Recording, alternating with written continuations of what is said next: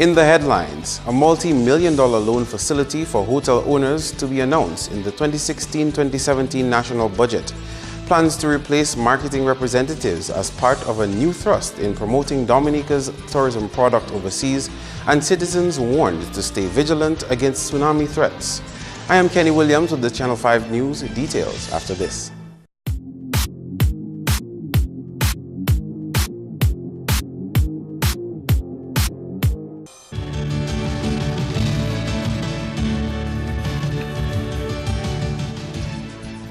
Topping the news, an assurance by the Prime Minister to hoteliers that a $15 million loan facility will be made available to them as soon as government's national budget is presented later this month.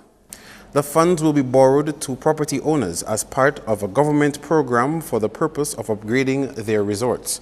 Prime Minister Skerritt told hoteliers that the interest rate will be at 3%, a requirement he said was set coming from recommendations by hoteliers. And there'll be a grace period of 1 year for the commencement of payments of the interest and principal, which will allow you enough time to do the investments and to have some breathing space, so to speak. Based on what was submitted to us, I think it came to just over $13 or so million, and the cabinet has decided to bring it up to $15 million.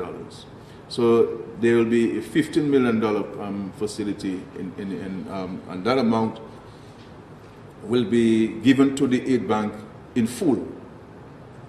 And it will not be over a 3-year period or 2-year period. The aid bank will get a check of $15 million immediately after the Minister of Finance would have read the budget address and the Parliament would approve the budget. Skerritt has advised the property owners not to sleep on the opportunity. Put your documents together, get your estimates, all of what the bank requires and so forth. So the moment the check is released to the aid bank, I would like for you to be able to have immediate access to the resources. Let us not wait for months to pass and the money is sitting there, because I give you the assurances that I have, as the Minister of Finance, a wide range of uses for that $15 million, as you would well imagine, post-Erica. And I've taken note, based on what the Minister said to the Cabinet, that some of you may not have been part of the process, and we will fix that. So there's no need to worry, those of you who would like to be part of the program but were not reached for one reason or the other. So the idea is that the government would give the aid bank a loan at 0% interest. So we'll lend to them at 0% on a maximum spread of 3%. Skerritt will present the national budget on July 26. Meantime, as government continues consultations with different segments of the private sector, head of one trade union is making a case for what they would like to see reflected in the 2016-2017 national budget. Secretary-Treasurer of the Waterfront and Allied Workers Union, Curtis Augustus, told Channel 5 News his executive has not yet been invited to meet with government to discuss their recommendations. From the Waterfront and Allied Workers Union standpoint, and especially following the passage of Tropical Storm Erica, we are of the opinion that some assistance should be given to the farmers so that they could bring their farms back to the productive level that it was prior to Tropical Storm Erica. In that regard, we believe that some assistance in the form of inputs, whether it's subsidized or fully paid for by the government, is provided to the farmers of this country. Augustus is also advocating that there be increased aid to expand, refurbish, and market the tourism sector.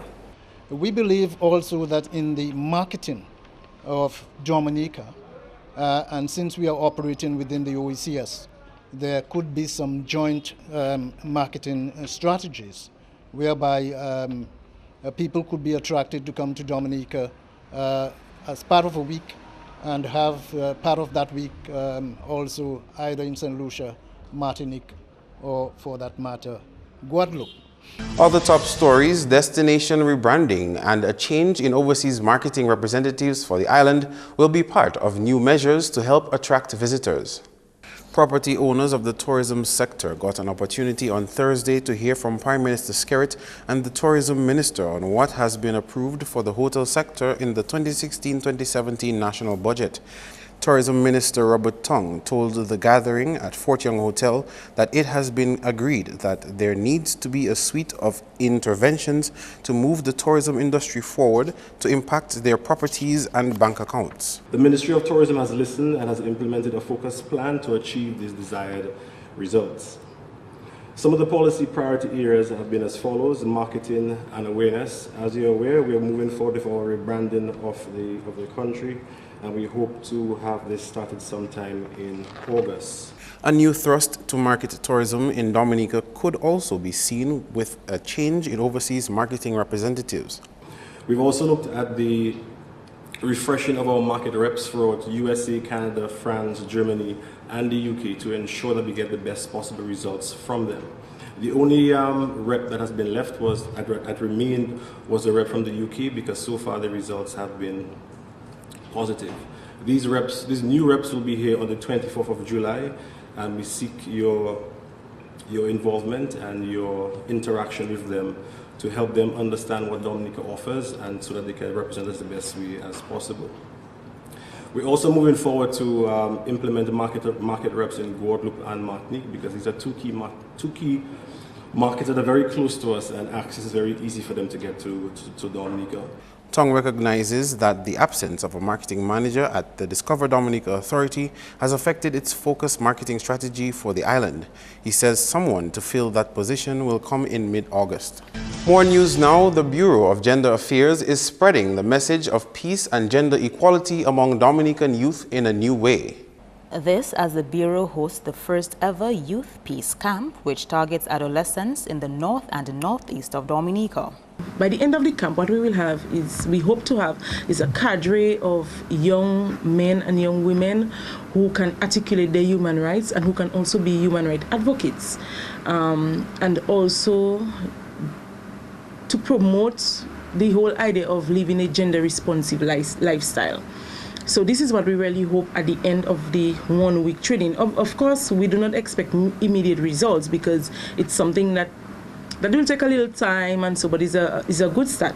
Paul says the camp will help portray youth as productive contributors to Dominican society. We have an intensive camp where we're using a psychoeducational methodology that's to facilitate the young people getting new knowledge and skills around issues of human rights, gender equality, sexuality and sexual health. We need to recognize that young people they have an evolving capacity, and they can contribute meaningfully to national development. Sometimes when we look at young people, we like to say young people problematic group, an at-risk group.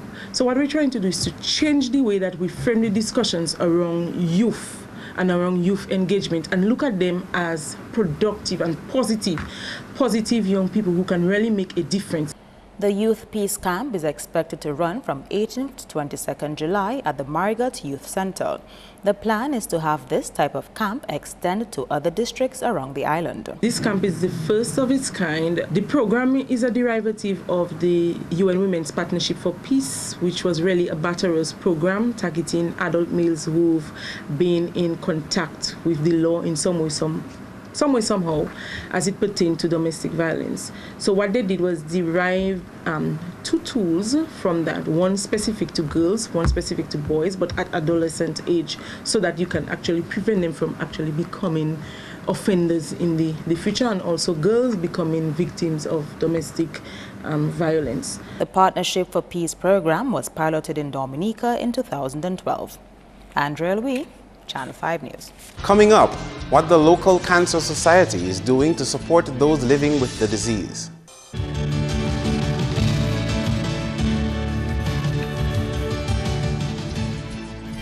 Thank you for staying with us.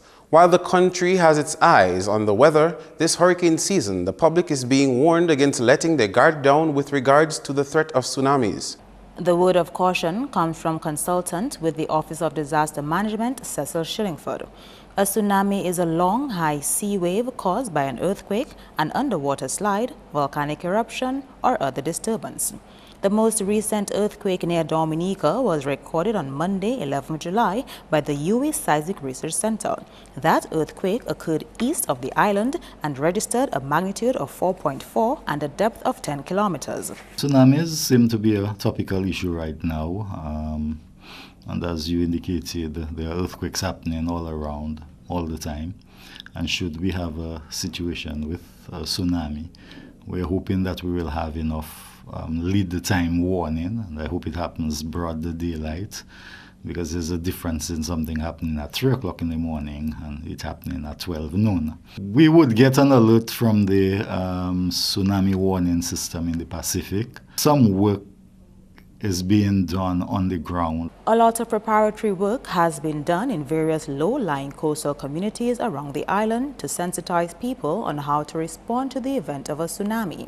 Myself and others have done some work in the Miro area to alert them to the possibilities of a tsunami in the Portsmouth area and also in Calibishi. And you will note that a lot of these areas are the low-lying area. And there's not much you can do if a tsunami is not a matter of going to a shelter and things of that nature. You just have to get to higher ground.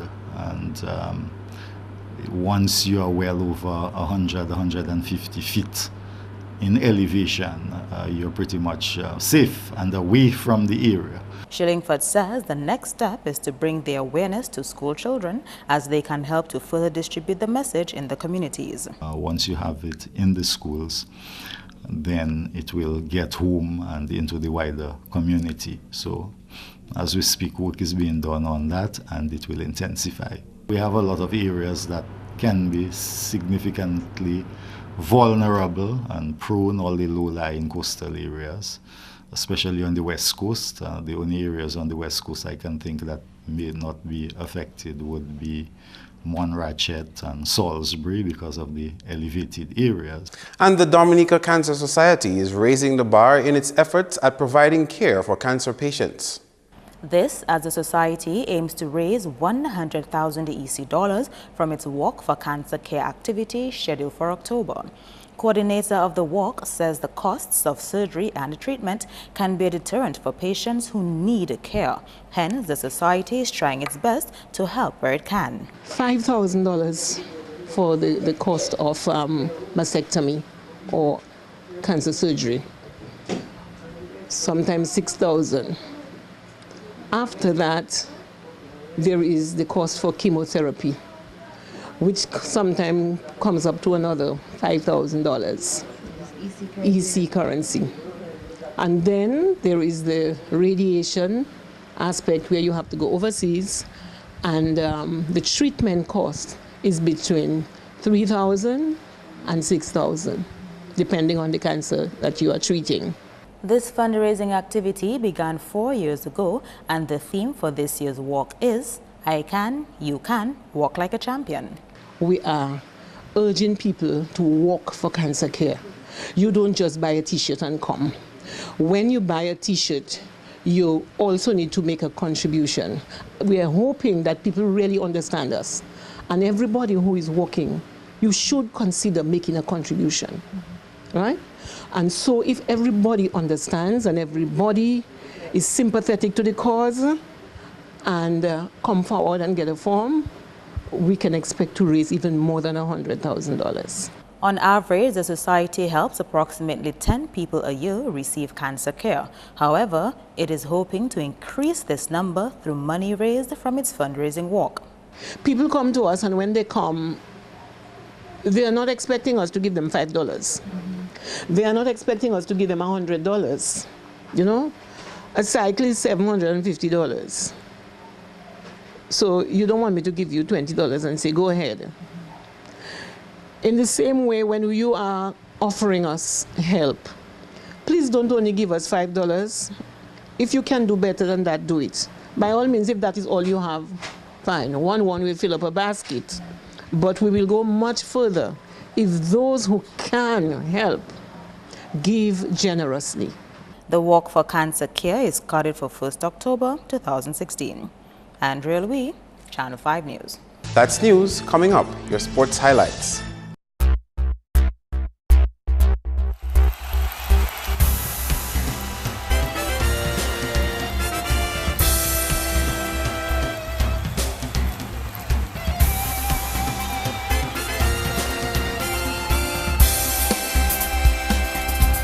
First up in sports, a 20-man squad has been called to duty to represent Dominica at the CFU Under-17 Boys Qualifiers in St. Kitts and Nevis from July 20 to 24. Dominica Football Association's Public Relations Officer, Gerald George, has the list of players. The squad is captained by Marcellus Booney, with Keanu Martin as vice-captain. The rest of the team reads Denzel Bedminster, Dante Peters, John Gregoire, Perry Charles, Dorel Maynard, Derwin John Baptiste, Robert Humphreys, Nelson Maxim, Starrell Seraphin, Zion Emmanuel, Yadi Reed, Fitzroy Benjamin, Shimani Graham, Kivel Dorival, Jeremiah Timothy, Randall Coppell, Andel Laville, and Jurel Laville. The technical team reads John Joseph Manager, Stanton Seraphin Head Coach, Lennox Walsh Assistant Coach, Melvin Angol Goalkeeper Coach, Delroy Watt Fitness Trainer, and Tora Robinson Medics Personnel. Meantime, Dominica will come up against Cuba on July 20 at 4:30 in their first match. The Nature Boys' second game will be against St. Kitts and Nevis at 7 p.m. and Dominica will play Barbados in their final match on July 24 at 4:30 p.m. On the courts for basketball, league leaders Fashion Line Falcons suffered their first defeat in the 2016 Flow DABA League when they went down to E.H. Charles Crossovers 77-75 on Thursday. Falcons have won 12 games so far and lost 1. Meantime, Crossovers forward player Kesley Guy says the win against Falcons was a proud moment for him. Time for that, it's in time. Time for them Falcons first to take a loss, man. I'm the one to give to them and Crossover. Yeah, we have to stay. Let them know that. Let them know that. What contributed to your victory there tonight? You see them two big frees. Them two big frees that help us tonight. They are our defense. Thank you, God, for I'm happy. And you had a match, I think that's one of your best matches for the season, Chelsea. That's one of the best matches for the season because Falcons is one of the best teams for the season. We just have to raise our standard tonight there. And the whole team play their part and help us with that victory tonight. What means for the crossover? Well, that means plenty for the crossover because they beat us in the first round and we maintain. We are coming back in the second round and I'm happy we come back in the second round. So we just have to go on from there. Meanwhile, captain of the Falcons team says he is not discouraged by the loss since the main focus is winning the championship. This is enough. This is a drop in the bucket, man. Right now we're getting refocused, getting ready for the playoff run, and we should be okay right at the playoff run. The goal is not to go undefeated, it was to win a championship, and that's the goal right now, to win a championship. First, I want to say that the crossover team played a very nice game. They came here prepared to play against us. And at the end, I think there's some controversy called at the end. They called it a controversial foul on my player at the end. I think that wasn't a foul, but they called it, and I thought the same foul on the other side on our play this time, and they didn't call it, so I was wondering why was it like that, but I don't know. We've been getting some hard breaks lately on the refereeing. I think we have a bit rusty. We haven't played in about a month, over a month we haven't played a game, so Ross had something to do with it.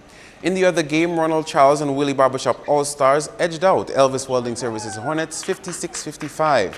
Garner Harris scored 21, Dwight Timothy 13, and LG Thomas 12 for All-Stars. For Hornets, Tillon Birmingham got 16 and Dylan Mendes 14. The league continues on Saturday between Kyrie from Old School and United Insurance Sharks at 7, to be followed by E.H. Charles Crossover and Elijah Law Chambers Thunderers at 9. Both games are carded for Lindo Park.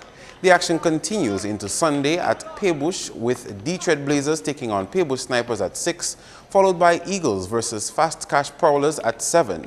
Still on Sunday, Interschool will do battle with LA Knights from 6. The Elvis Welding Services Hornets and the Justina Charles Thunderers will close off the Knights games at 8. Those games will take place at Lindo Park. Next up, West Indies all-rounder Andre Russell is set to face an independent anti-doping disciplinary panel on July 20 in Jamaica for a preliminary hearing over alleged whereabouts clause violations. In March, the Jamaica Anti-Doping Commission said Russell had repeatedly missed 3 doping tests in a 12-month period, which equated to a failed test under doping laws. Athletes are required to make their whereabouts known to local anti-doping agencies to facilitate testing under the WADA Code code and face a ban of up to 2 years if found guilty of repeatedly missing them. Russell has been a leading player in the T20 format in recent times. Still in sports, England trailed Pakistan by 86 runs with 3 wickets remaining on the second day of their test match on Friday. Pakistan, first at the crease, scored 339 all-out in 99.2 overs. Chris Wokes picked up 6 for 70 and Stuart Broad 3 for 71 for England. England in reply scored 253 for 7. Alistair Cook scored 81 while Joe Root assisted with 48. Yasir Shah took 5 for 64 for Pakistan. Serving it fresh from the volleyball scene, well, we can tell you that the DB's Young Vets beat Flo Wolfpack in the best-of-3 finals on Thursday. Vets won the match 3 sets to 1. Final scores 25-17, 23-25, 25-21 and 25-16. The games continue at the Massac Court on Saturday at 6 p.m. In other sporting highlights, Electro Institute of Guyana won over Dominica Combined Schools at the Sir Garfield Sobers Cricket Competition on a better run rate after rain interrupted play on Thursday. Dominica batted first and scored 208 all-out in 35.3 overs. Ndio Joseph scored 41, Brian Joseph 33, Lincoln Durant 27, Dion Williams 21, and Gamael Ofar 20. Electra replied with 136 for 5 in 18.5 overs. Kerwin Dupini bagged 2 for 11, Brian Joseph 2 for 40, and Derry Auguste 1 for 22. Finally, in sports, the Dominica Football Association will have its annual general meeting at the Football House on Saturday. On the agenda for discussion will be the President's activity report and the approval of the previous year's financial statement. 2 members per club and team are expected to be present. Starting time is 10 a.m. Meantime, the TTV Beach Football Tournament continues on Sunday with 2 games scheduled. Signman will go head-to-head with Spartans at 3:30 to be followed by Arizona Boys versus Ghetto Youth All-Stars at 5 p.m. That's all the sports for now. Join us again next time.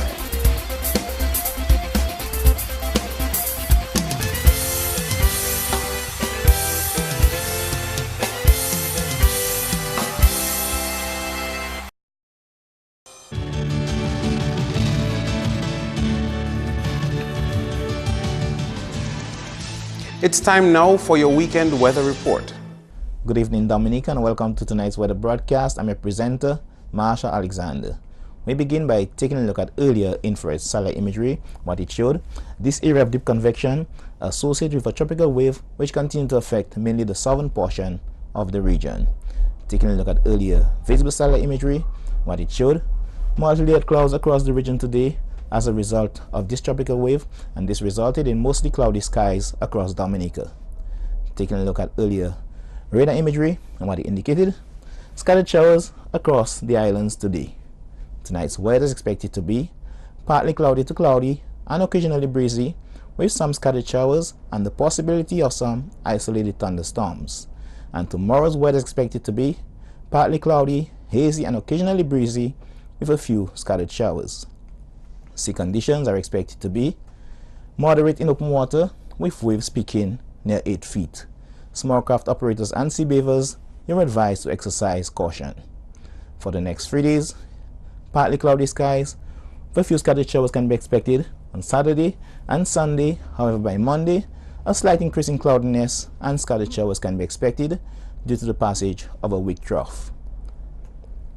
For the rest of the Caribbean tomorrow, partly cloudy skies with few brief scattered showers can be expected across the central and northern portion of the region, with an increase in cloudiness, scattered showers, and possible isolated thunderstorms expected across the extreme southern portion of the island chain. Our international cities forecast: partly cloudy skies can be expected in New York and Miami, cloudy skies expected in London, some thunderstorm activity expected in Caracas, and clear skies expected in Beijing. Sunrise tomorrow will be at 5:43 a.m. and sunset will be at 6:40 p.m. Please remember that we are in the hurricane season. For more information, you can call the weather hotline at 447-5555 or visit our website at weather.gov.dm. Thanks for viewing. Have a good weekend. To end the news, the headlines again. A multi-million-dollar loan facility for hotel owners to be announced in the 2016-2017 national budget. Plans to replace marketing representatives as part of a new thrust in promoting Dominica's tourism product overseas, and citizens warned to stay vigilant against tsunami threats. Feel free to contact us at news@mapping2k4.com. You can also access our past newscasts on our YouTube channel. On behalf of the production team, I am Kenny Williams. To our viewers around the world, we thank you for watching. Have an awesome weekend.